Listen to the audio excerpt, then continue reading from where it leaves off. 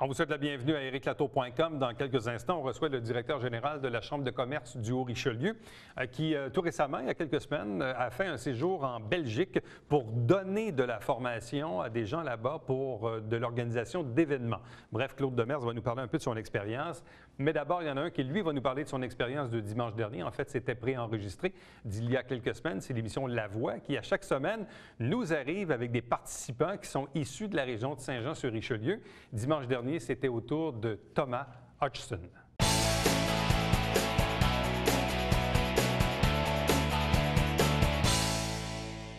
On le faisait l'an dernier, on le fait encore cette année, donc on serait toujours un point d'honneur de recevoir les candidats, les participants à l'émission La Voix, qui sont issus de la région de Saint-Jean-sur-Richelieu. L'an dernier, c'était au tour de Jeffrey Piton, Félix-Antoine Couturier, Brian Tyler. Cette année, on a eu droit à Valérie Dore, Mélissa Laplante. La semaine dernière également, Simon Petit de Marieville. Cette fois, c'est au tour de Thomas Hodgson, qui était là, lui, dimanche dernier. Bonsoir et bienvenue. Allô, allô. Félicitations. Merci. Bien, merci. Merci beaucoup. Et donc, tu es libéré d'une partie du secret. Exact. Parce que les émissions sont préenregistrées. Oui. Tout comme le duel est préenregistré, mais ça, évidemment, tu te dois de garder le secret. Oui. Tout ce qui avait à être préenregistré, il l'est en ce moment. Là, bon, effectivement. Qu'est-ce qui est le plus difficile dans ce genre d'émission, dans ce genre de concours? Parce qu'on le sait, au départ, il y avait 5000 personnes qui auditionnaient au premier tri. Ouais. Visiblement, tu as passé au travers de cet exercice-là. Qu'est-ce qui t'a motivé à porter ta candidature cette année à l'émission? Mon amoureuse. Ah, c'est elle qui t'a poussé? C'est elle qui m'a poussé, c'est elle qui a trouvé... C'est Françoise. C'est Françoise.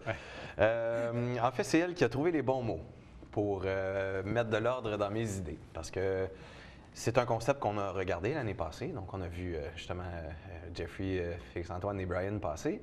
Et puis, j'ai beaucoup aimé le concept. C'était beaucoup plus de l'ordre d'un concours de musique, de chant, que Star Academy pourrait l'être. Ça plaisait plus que Star Academy. Il y avait un petit peu moins là, la touche télé-réalité, dans laquelle moi, je n'aurais pas été à l'aise de participer. Donc, je voulais pas. Elle a trouvé les mots justes. Et puis... Et quels étaient les mots? Essaye. Et c'était effectivement juste un essai, la pré-audition à Montréal, sur la place Émile-Gamelin. On est allé à l'hôtel. Est-ce que tu doutais de ton talent ou est-ce que tu craignais de te faire refuser? Je ne sais pas, des fois, l'artiste, dans son propre intérieur, des fois, n'ose pas dire, bien là, je vais me présenter, puis d'un coup, qu'ils ne me prennent pas, je vais prendre ça mal. 2 points. C'est pas que je doutais de mon talent, mais c'est que je me demandais si c'était la bonne place pour appliquer mon talent. C'est que, règle générale, ma démarche est plutôt auteur, compositeur, interprète. Donc là, c'est vraiment un concours d'interprète. Est-ce que c'était pertinent pour moi d'aller là ou est-ce que je devais plutôt me garder pour les Petites Vallées, Granby et tout ça, qui sont des concours vraiment plutôt pour ce que moi je fais? Mais c'est ça, Françoise est arrivée avec les mots justes de dire, bien écoute, dans ce que tu as dit, il y a un mot important qui est interprète. Tu as beau faire des bonnes chansons, il faut que tu réussisses à les faire passer comme il faut. Donc, moi, je trouve ça pertinent que tu ailles travailler ton interprétation et c'est la bonne place pour. Quelle chanson as-tu choisi pour ta première audition, celle que nous, on n'a pas vue? Là? Oui, c'était Dance Me to the End of Love de Leonard Cohen. Et ça a convaincu le jury qui était quoi, Stéphane Laporte? Oui, Stéphane Laporte et Esther Théman. Et puis, eux sont là, physiquement. Puis après ça, ils repartent avec les bandes vidéo et puis ils revoient ça avec une équipe pour faire la sélection finale. Bon, évidemment, nous, ce qu'on a vu dimanche dernier, c'était les auditions à l'aveugle. Ouais. Parle-nous de ce moment, évidemment, que tu as enregistré il y a quelques semaines. Comment ça s'est passé? Je veux dire, tu as quand même un certain minimum d'expérience sur une scène. Tu as roulé ta bosse quand même depuis quelques années. Mais parle-nous de ce moment-là. Quand tu ouvres la porte, là, il se passe quoi? On peut-tu parler avant d'ouvrir la porte, je te dirais, parce que toi, tu as un travail, justement, j'ai quelques années d'expérience, mais eux ont aussi un travail, c'est-à-dire faire de la bonne télévision. Donc, ils mettent tout en place pour capter des bons moments de télévision. Donc, ce qu'on voit, où on voit les candidats avec les miroirs, avec les ampoules, et on voit le moment, justement, devant la porte rouge avant qu'on pousse la porte. C'est tous des moments très importants. Et c'est là qu'on vit nos petits stress et que ça s'accumule et ça s'accumule jusqu'à temps qu'on ouvre la porte et qu'on se rende compte. Ils nous avertissent, mais quand tu arrives dans la salle et que tu te rends compte du silence qu'il y a là, déjà à la télé, c'est intimidant. T'entends les bruits, toc, c'est épouvantable. T'entends les bruits de souliers. Là, il y a comme 800 personnes dans la salle, il ne faut pas l'oublier, il y a du public. 800 personnes qui restent silencieuses, c'est quand même une certaine énergie et qui me voient. Et puis là, tu arrives, tu montes les marches, tu fais bien attention de bien les monter. Et puis là, tu vois les 4 fauteuils qui qui sont virés, donc tu vois pas les visages intimidants des coachs, mais tu sais qu'ils sont là, tu sais qui est là aussi. Fait que ce moment-là, quand on pousse la porte, c'est surtout le silence là, que j'oublierai jamais. Bon, parle-nous de ton choix de chanson, de celle qu'on a entendue dimanche. Oui. Écoute, faire un choix de chanson pour une audition qui, en plus, durera maximum 1 minute 45, disons, là, dépendamment de l'interprète sur scène, c'est pas facile parce que ça prend une bonne mélodie. Ça prend une bonne mélodie qui va à ta voix aussi. Ouais. Ça prend une bonne mélodie qui va à ta voix et qui te permet d'utiliser ta voix comme il faut. Et ça prend une chanson que, dans sa version tronquée de 1 minute 40, elle soit quand même pertinente et elle ne perde pas les bouts amusants, elle ne perde pas son essence, dans le fond. Donc, puis là, il faut soumettre aussi des chansons en français et en anglais. Ouais. Fait qu'il faut se faire un répertoire. Je connaissais déjà des chansons dans mon répertoire, des chansons d'interprétation, mais c'était pas nécessairement des chansons qui, justement, auraient fait des bonnes chansons d'audition. Donc, il a fallu que Et ton choix s'est arrêté sur Eleanor Rigby des Beatles. Excellente chanson, à mon avis, qui est dans leur répertoire. Je pense que c'est tout le temps celle à laquelle je reviens. Elle a une espèce de charge mystérieuse. Et te rappelles-tu dans quel ordre les juges se sont tournés? Oui, mais je n'oublierai jamais. Écoute, c'est Isabelle qui s'est tournée en premier après une phrase, en fait, après 2 secondes de chant. Elle a appuyé tout de suite et après ça, ça a été Louis-Jean Cormier en deuxième. Bon, parle-nous de ton choix. Mon choix était, écoute, j'avais fait des scénarios. Je m'étais dit, si un tourne, si ces deux-là tournent, etc. Bon. Okay. Et puis finalement, ben, ce sont les deux que j'espérais le plus qui se sont retournés. Et ils m'ont dit vraiment des belles choses. Isabelle, je ne m'attendais pas à ce qu'elle m'en dise des si belles. Mais ça n'a pas tout été montré au montage final, mais ça a été beaucoup plus long que ça et ça renchérissait sans arrêt. Fait que c'était une décision qui finalement s'est résumée à un travail d'avenir en quelque sorte. Ouais. Donc Isabelle m'a dit des belles choses, je voyais ce qu'elle pouvait faire pour moi dans l'immédiat, mais sa démarche est avant tout d'interprétation. C'est sûr que c'est une interprète très créative, elle a créé des chansons qu'on n'oubliera jamais par ses choix d'artistes. Mais Louis-Jean, lui, a toute la démarche d'auteur-compositeur-interprète, de réalisateur. C'est ça. Il a vécu un peu ce que moi je m'apprête à vivre, donc c'était en bout de ligne plus pertinent pour... Est-ce que déjà tu es en mesure de voir un peu les effets de la visibilité que donne la télé? Parce que, bon, déjà, là, c'est dimanche. Nous, on est mardi au moment d'enregistrer. Donc, 2 jours plus tard, probablement que ton Facebook a déjà explosé, ton téléphone cellulaire aussi. Donc, il y a un effet de visibilité que la télé nous donne, là. Oui. Ça se résume à quoi depuis 2 jours? Ça se résume à des mots de tête, d'avoir trop regardé mon écran d'ordinateur pour répondre aux messages, parce que je me suis vraiment fait un point d'honneur parce qu'il y en a tellement de candidats, on en voit beaucoup depuis maintenant 4 semaines, que si les gens ont pris la peine de venir aimer ma page et même m'écrire un mot, ben, je trouve que c'est la moindre des choses d'au moins répondre un merci ou d'au moins aimer leurs commentaires ou peu importe. Fait que c'est plusieurs heures depuis dimanche d'ordinateur. Bon, parle-nous de toi, tes origines, le moment où tu as commencé à faire de la musique. J'ai commencé la musique vraiment, là, que je me suis assis puis je me suis dit je vais faire de la musique, c'était au cégep. Donc il y avait le concept cégep en spectacle qui dure toujours.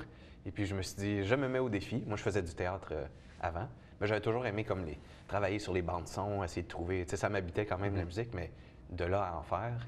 Ça a été ce moment-là que j'ai traversé la ligne. Je me suis dit, je vais composer 3 chansons et je vais aller les chanter sur scène. Donc, c'est ce que j'ai fait. J'ai pris quel âge aujourd'hui? 31 ans. 31 ans. Donc, oui. Ça fait quand même, quoi, 12-15 ans là, que...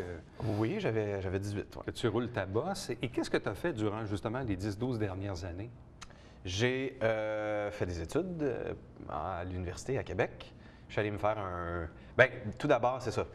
C'est que j'ai pris une pause parce que mon premier deck que j'ai fait, j'en ai fait 2. Mon premier, c'était en arts et lettres. Et j'avais trouvé ça très, très intellectuel, très... J'en avais assez des mots dans le fond et tout ça. Fait que j'ai eu comme un besoin physique de bouger et de faire. Donc, je me suis réinscrit au cégep en arts plastiques. Donc là, je suis allé, qui était quand même, on s'entend, c'est un travail intellectuel aussi, mais là, c'était très appliqué. Donc, j'ai complété ça aussi. Et puis là, mes parents voulaient que je continue dans les études. Moi, je voulais commencer à appliquer de façon professionnelle et tout ça, mais j'ai été convaincu. Et puis, je suis allé étudier à Québec, puis je me suis fait un bac sur mesure en chanson. Donc, je me suis fait un certificat en culture musicale, ensuite un en linguistique pour connaître davantage l'expression parlée de l'être humain, et puis 3 créations littéraires pour faire des textes qui, dans ma théorie, allaient être plus matures vu ce que je venais d'apprendre. Bon. Souvent, le désir d'un artiste est éventuellement de pouvoir en vivre et de faire ça à temps plein. Et c'est ça la route qui est assez difficile. Bon, la télé nous donne beaucoup de visibilité, puis là, on verra dans le reste là, le duel, puis tout le kit, là. Mais peu importe ta longévité dans le concours, évidemment, ton nom maintenant, ton visage va être davantage connu. C'est souvent une rampe de lancement aussi pour peut-être même relancer la carrière parce que au-delà des études, au-delà du travail que tu peux avoir aujourd'hui, quelles ont été tes activités, je dirais, professionnelles au niveau musical dans les dernières années? En 2009, c'est le moment où j'ai commencé à être professionnel, vraiment. Avant ça, c'était de la pratique et j'étais amateur. Et puis là, j'ai été reconnu professionnel en 2009 quand j'ai fait une résidence en chanson à Québec, au magnifique Théâtre Petit Champlain. Ils ont eu une résidence qui s'appelait 5x5. Ça a duré, moi je pense que j'ai été l'avant-dernière année.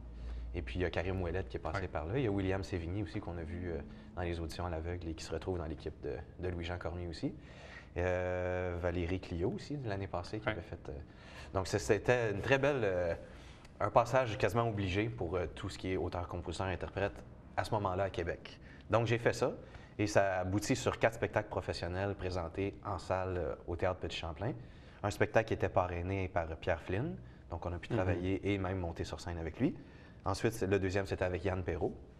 Et troisièmement, on avait Sylvie Paquette. Et le quatrième, c'était la formule 100% personnelle, donc on y allait avec nos propres choix de thématiques et de chansons. Donc moi, j'ai présenté mes propres chansons. Et puis c'était coaché par Paul-André Cassidy, qui n'est pas un nom très connu, mais qui, en tout cas, c'est une très grande coach vocale et très grande interprète, elle aussi. Elle a une belle carrière à l'international, je dirais. Et là, maintenant, comment entrevois-tu l'avenir? Peu importe l'issue de la voix, là, mais comment tu entrevois l'avenir maintenant? Mon scénario idéal, tu as mentionné Brian Tyler tantôt, je l'ai revu cet été, quand il y a eu l'annonce des spectacles Un été chaud sur la place publique. Et puis j'ai demandé, je le connaissais déjà un peu, j'ai demandé puis les suites de la voix, qu'est-ce que ça a donné. Et il me sort son cellulaire, il monte son horaire de l'été. Il y avait à peu près 4-5 spectacles par semaine pour le reste de son été. Fait que ça aussi, ça avait commencé la réflexion à savoir si la voix revenait, est-ce que j'allais le refaire. Donc c'est ça que j'aimerais. J'aimerais, tu sais, lui, c'est juste rendu au duel en plus, qui est un très beau duel, mais il a quitté l'aventure ensuite. Donc je me dis que moi, je me rends aussi au duel, tout comme lui. Fait que j'aimerais, peu importe l'issue de ça, connaître un sort similaire au sien, d'avoir un agenda chargé. En fait, toi, tu connais la réponse. Nous, on ne la sait pas encore. Est-ce que je connais la réponse? La réponse du duel. Ah, la connais-je vraiment? C'est ce qu'on verra, parce qu'il faut rappeler que les 9 premières émissions sont préenregistrées, ce qui inclut les 5 premières à l'aveugle, de même que les 4 suivantes qui sont en fait les duels, et après quoi on tombe là, devant les épisodes en public en direct. Thomas, on va te souhaiter la meilleure des chances. Merci, et Eric. on va bien sûr te suivre à la voix au cours des prochaines semaines. Merci. Merci. Reste avec nous, puisqu'au retour, on vous parle d'un séjour en Belgique pour le directeur général de la Chambre de commerce.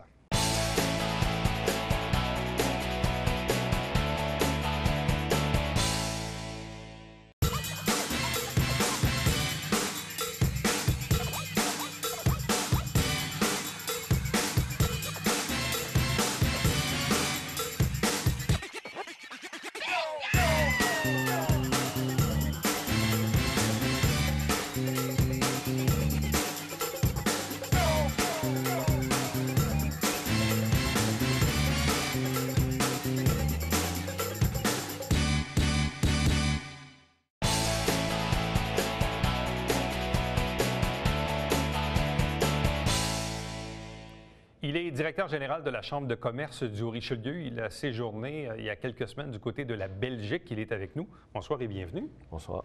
Au départ, quand j'ai lu l'article dans le Canada français, où le titre est indiqué « Une formation enrichissante en Belgique », donc je me suis dit probablement que Claude était là en Belgique pour aller suivre une formation. Mais quand on lit un peu plus dans l'article, on se rend compte que c'est plutôt le contraire, que c'est Claude qui est allé en Belgique donner de la formation là-bas. Exact, Éric. Le lien s'est fait comment? Bien, moi, j'ai donné cette formation-là à Montréal en organisation d'événements et créativité à l'école, j'ai un blanc là, dans l'article, il mentionne là, L'école d'hôtellerie? Oui, ouais, l'école d'hôtellerie à Montréal. Puis ce programme-là a été vendu à l'IEX, l'Institut d'enseignement en communication sociale de Bruxelles. Puis comme le programme a été acheté par cet institut-là, ils voulaient avoir des formateurs québécois qui connaissaient la matière, qui l'avaient déjà donnée. Puis on sait qu'au Québec, on est reconnu à travers le monde au niveau de notre créativité en organisation d'événements. Donc, l'idée, c'était d'amener des formateurs là-bas pour amener un peu de notre expérience, notre know-how là-bas à Bruxelles. Bon. Donc, le séjour a duré combien de temps? Il y avait combien de formations? Combien de personnes? Moi, j'avais un groupe de 20 personnes. La formation, j'ai été présent là-bas sur une dizaine de jours et j'ai donné 4 formations d'une durée de 3 heures. Et ce qui est intéressant, comme c'est une formation au niveau en communication, il y avait une formation qui se donnait aussi à distance, avec un programme qui s'appelle Adobe Connect. Donc, il y avait 2 des modules de 3 heures qui étaient donnés là, par l'entremise d'Internet à distance, ce qui amenait une dynamique un peu différente. Qui sont ces gens? C'est Belges, majoritairement, je présume? Oui, c'était strictement des Belges. Bon. Les Belges qui étaient devant toi, ils venaient de quel milieu? C'était qui ces gens-là? C'était varié. C'est tous des gens qui aspirent à travailler dans le monde de l'organisation d'événements. L'objectif de cette formation-là, c'est de former des gestionnaires en événements. Ça peut être des événements plus touristiques, comme ça peut être des événements marketing ou des événements plus corporatifs. Il y avait des gens qui avaient beaucoup d'expérience, qui travaillaient dans des boîtes de communication ou des boîtes événementielles qui reçoivent des mandats pour organiser un événement spécifique. Et il y en avait d'autres qui avaient déjà de l'expérience dans les organisations à but non lucratif de Belgique et avaient l'intention de développer leur savoir-faire pour travailler peut-être dans le milieu touristique ou dans des événements à grand déploiement. Bon. De l'organisation d'événements, est-ce qu'on peut faire un copier-coller entre le Québec et la Belgique ou s'il y a des particularités là-bas ou peut-être même des questions qui t'ont été posées qui fait qu'il y a peut-être des détails, des cas, des contextes qui peuvent changer les choses? C'est sûr, parce que bon, au niveau de la réglementation, c'est pas la même chose ici que là-bas, au niveau des normes gouvernementales ou des différentes normes sur des choses qu'on doit mettre en application. On s'entend aussi que le contexte québécois versus la population a beaucoup plus d'espace quand on veut faire la mise en place d'événements. Tandis que en Europe, la densité est plus grande, fait qu'on a une dynamique qui est différente. On a une approche qui est peut-être plus urbaine au niveau des événements qui peuvent se faire dans les villes. On peut avoir des choses similaires à Montréal au niveau du contexte, du lieu organisationnel, mais je te dirais que les principales différences, c'est au niveau normatif. Plus normatif, oui, là. Effectivement. Bon. Quel genre d'événement on peut organiser là-bas? C'est la même chose qu'ici, un festival de musique? C'est la même chose qu'ici. Ce qu'on a constaté, c'est qu'il y a beaucoup plus d'événements corporatifs ou plus d'événements ponctuels qui vont être organisés par des agences. Nous, ici, on a un peu plus la dynamique de l'organisme sans but lucratif qui va faire des activités dans un objectif de développement économique. Alors, on a une approche peut-être un petit peu plus interventionniste qu'eux peuvent l'avoir sur le développement d'événements à retombées à caractère économique. Alors qu'eux ont plus l'habitude de faire affaire avec des agences qui viennent organiser les événements? Exact. On voyait que la plupart des étudiants que j'avais dans ma classe avaient déjà travaillé dans des agences, avaient déjà eu des mandats de pigistes et avaient des contrats un peu ponctuels à durée déterminée. Ce qu'ici, on voit un petit peu moins. Il y a un monde de pigistes, évidemment, dans l'événement, mais on va le voir beaucoup plus au niveau de la technique, tandis qu'eux l'avaient aussi au niveau organisationnel. Bon. Est-ce que l'argent est un enjeu? Est-ce que la recherche de commandites ressemble en tout point à ce qu'on fait ici? Dans la terminologie, non, parce que c'était un fait un peu cocasse quand je parlais de commanditaires. Les sponsors. Oui, eux appellent ça des sponsors et le commanditaire est plutôt le mandataire du projet, donc celui qui va demander la réalisation du projet. Fait que ça, c'est au niveau de dans la terminologie, il fallait préciser. Oui, parce que je donnais la formation, puis à un moment donné, j'avais des points d'interrogation dans les yeux des gens. Puis là, la question s'est posée, puis j'ai expliqué la nuance qu'on avait pour nous. Mais la notion de commandite et de partenariat est toujours un enjeu. Puis ce qui est intéressant par rapport à justement la formation qu'on donnait, eux, l'approche était de présenter l'événement comme moyen de communication, moyen de marketing. Puis aujourd'hui, ce qu'on voit de plus en plus dans les entreprises, c'est ce qu'on appelle le marketing expérientiel. Et l'événement est un moyen tout à fait efficace de faire du marketing expérientiel. Quand je parle de marketing expérientiel, on parle d'intégrer la personne dans une expérience, mais aux couleurs de l'entreprise ou du commanditaire qui veut positionner son produit.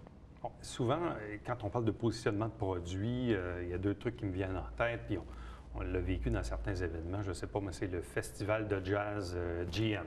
C'est, je ne sais pas, moi, le festival de Montgolfière, M. Christie. Bon, on attache des marques, même chose au Carnaval de Québec.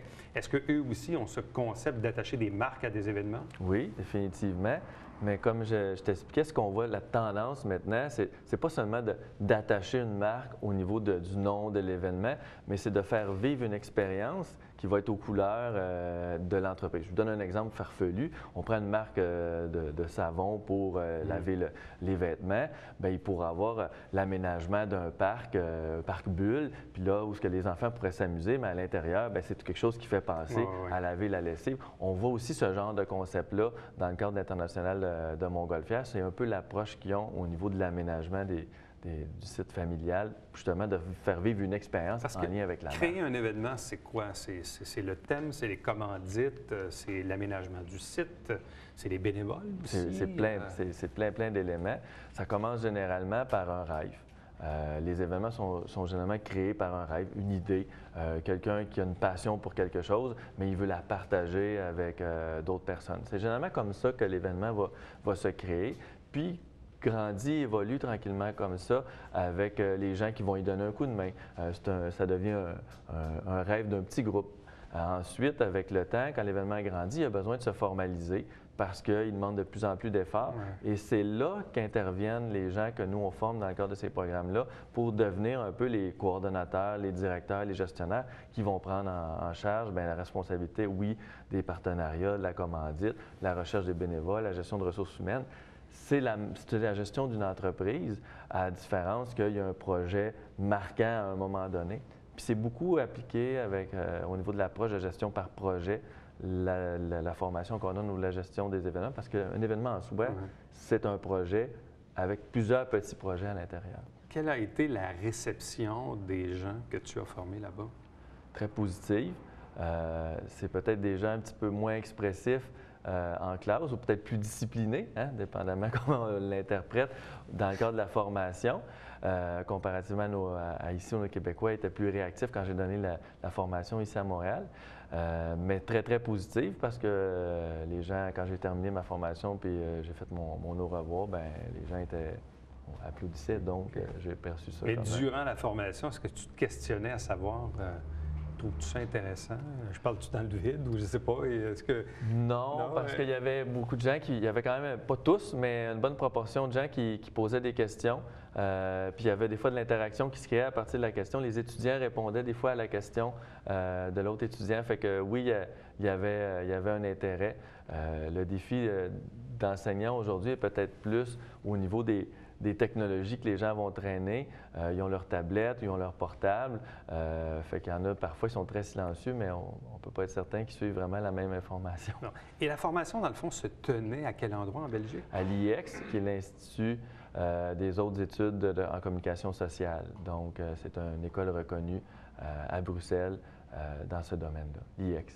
Bon, et comme expérience personnelle, de donner de la formation ici devant ses pairs, c'est une chose, là. Mais de donner ça à l'étranger... le questionnement est beaucoup au niveau, comme je disais, au niveau des termes. Est-ce que les gens vont bien comprendre ce que je vais exprimer? Parce que l'accent québécois ou l'accent belge est différent. Je dirais, c'est toujours aussi d'enseigner, c'est une façon d'apprendre, mais différemment. Ça nous oblige à perfectionner ce qu'on a enseigné. Puis oui, on se pose la question...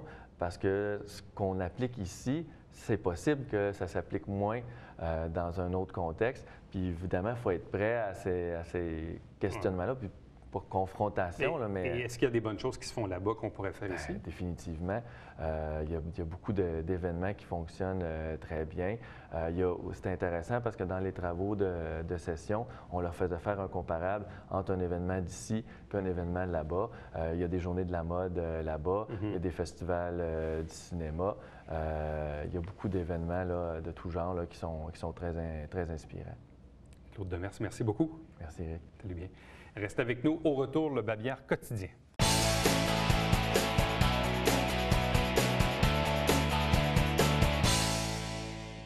Le Centre de santé organise un prochain déjeuner causerie. C'est le 25 février, c'est un mardi. C'est à 9 h le matin à la salle de l'Âge d'Or à Marieville. Et la thématique sera maintien à domicile. À chaque semaine, on vous présente notre émission qui porte le nom de Saint-Jean-sur-Richelieu avec des extraits des travaux du Conseil de ville. Vous avez l'horaire qui apparaît. D'ailleurs, l'émission se retrouve également sur notre site Internet en format YouTube. Également, vous dire qu'à tous les dimanches matins, 9h30, c'est le Télébingo, 3 500 $ en prix à chaque semaine. La carte pleine est à 2 000. C'est 9h30 en direct au câble 9, on précise. Il y a environ 35 dépositaires pour acheter des livrets sur les territoires des MRC au Richelieu et de Rouville. Vous pouvez aller sur notre site Internet pour en connaître la liste ou téléphoner ici même. Télé du Haut-Richelieu, voici nos coordonnées. Pour me joindre directement par courriel, ericlatour@tvhr9.com. Visitez également notre site Internet pour voir ou revoir encore les entrevues que vous avez peut-être manquées en format YouTube, je précise encore une fois. Également, vous pouvez nous suivre sur Facebook, sur Twitter et l'émission que vous regardez en ce moment est diffusée tous les jours de la semaine, lundi au vendredi à 10h, 17h, 22h, 1h30 la nuit et en rappel le dimanche entre 16 et 18h30 où on vous rediffuse nos 5 émissions, nos 10 entrevues de façon consécutive. Prochain rendez-vous, c'est demain. Demain, on reçoit le nouveau maire de la ville de Carignan. À demain. Bye bye.